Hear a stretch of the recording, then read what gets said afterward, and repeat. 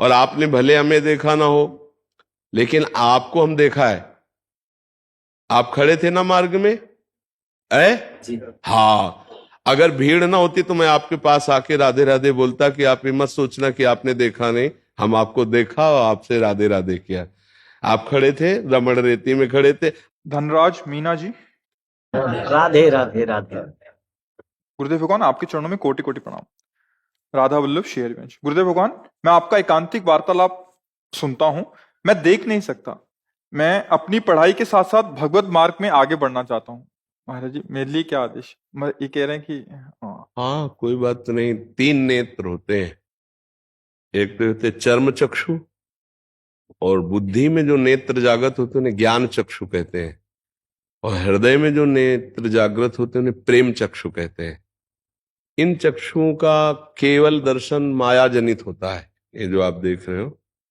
लेकिन दिव्यता का दर्शन या तो ज्ञान नेत्रों से होता है या प्रेम नेत्रों से होता है, और वो सबके हृदय में। जैसे श्री सूरदास जी के बाहरी नेत्र नहीं थे, पर उन्होंने प्रेम नेत्र जागृत किए तो सच्चिदानंद भगवान का साक्षात दर्शन और उनकी दिव्य लीलाएं।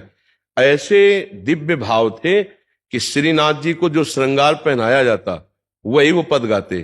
तो कई बार सबको भ्रम हुआ कि बाबा के नेत्र वास्तविक नहीं है, क्योंकि जैसा पाग जैसे वैसे ही वो वर्णन करते। तो एक दिन परीक्षा के लिए पर्दा लगाया गया और बाहर बैठे श्री सूरदास जी। फिर पर्दा खोल दिया गया और कहा गया श्रृंगार हो गया, पद गाओ। तो उस समय कोई श्रृंगार नहीं किया गया था, कोई तिलक नहीं, कोई पोशाक नहीं। तो बोले आज हरि देखे नंगम नंगा। सबके होश उड़ गए कि आज हरि को तो कोई पोशाकें नहीं धारण करवाई गई। तब पूछा कि बाबा वास्तविक आपके नेत्र है? तब उन्होंने लिखा देख लो दोनों नहीं है। तो हम ये कहना चाहते हैं कि जिसके बाहरी नेत्र नहीं है संसार के, तो ऐसा ना समझे, उसके 2 नेत्र और खुल सकते हैं, एक ज्ञान नेत्र और एक प्रेम नेत्र। ज्ञान नेत्र खुल गए तो बिना पढ़े सारे वेद कंठस्थ अपने आप जागृत हो जाते हैं, वेदों का रहस्य प्रकाशित हो जाता है। नाम जब से जो राम राम नहीं बोल पाते थे, उन्होंने बड़ी सुंदर ग्रंथ रचना कर दी, मरा मरा मरा मरा जबकि।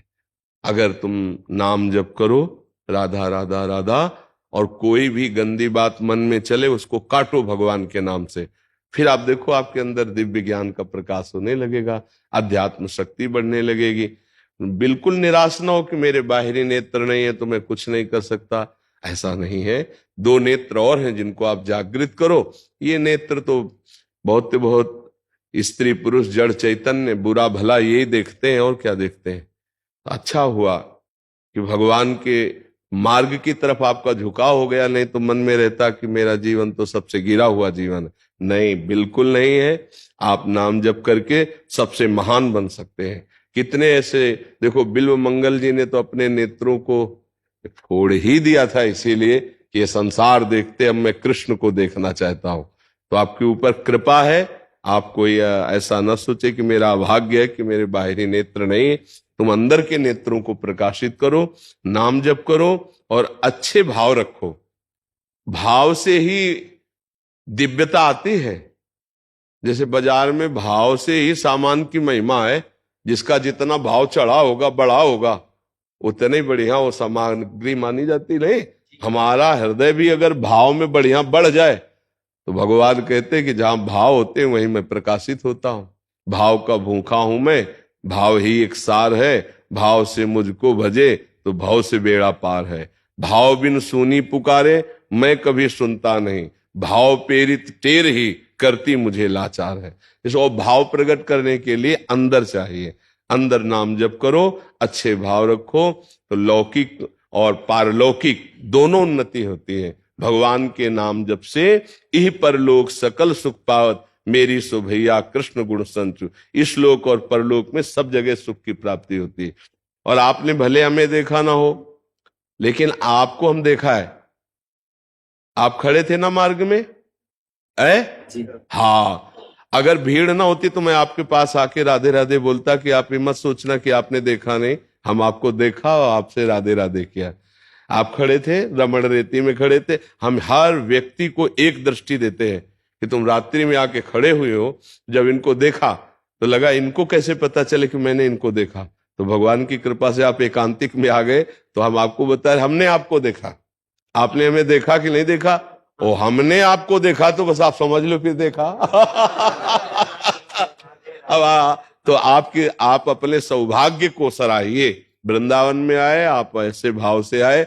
लाखों में देखते सबको है, पहचान किसी की नहीं होती, लेकिन आपकी पहचान रखा, आपका भाव रख। हम अगर भीड़ ना होती तो हम आपके पास जाते। पहले तो हमने सोचा कि कोई माला अगर हमें मिली होती तो तुम्हें जरूर माला पहनाते, क्योंकि हमारी दृष्टि गई थी तो हमें लगा था कि आप हमें नहीं देख रहे लेकिन हम आपको देख रहे हैं। हे प्रभु, आप इस रूप में आए, आपका मैं स्वागत करता। तो आपने अवसर दिया, आप यहाँ आए, बड़ी कृपा आपके ऊपर। और आप अंदर नाम जप कीजिए। अपने को कभी भी ऐसा मत मानिए कि मेरे बाहरी नेत्र नहीं तो मैं असमर्थ हूं। नहीं, जो सर्वलोक महेश्वर है वो नाम जापक के साथ रहता है। अगर हम नाम जप रहे हैं तो भगवान हमारे साथ है, हम अकेले नहीं हैं ना। देखो, कई लाख पदों के रचयिता हैं सूरदास जी, और एक भी अक्षर का कोई पढ़ाई लिखाई नहीं, कई लाख पद के रचयिता। ये है आध्यात्मिक नेत्र, आध्यात्मिक ज्ञान। कई लाख पद की रचना करने वाले महापुरुष। तो आप नाम जप कीजिएगा, ठीक है? सत्संग सुनिए और नाम जप कीजिए।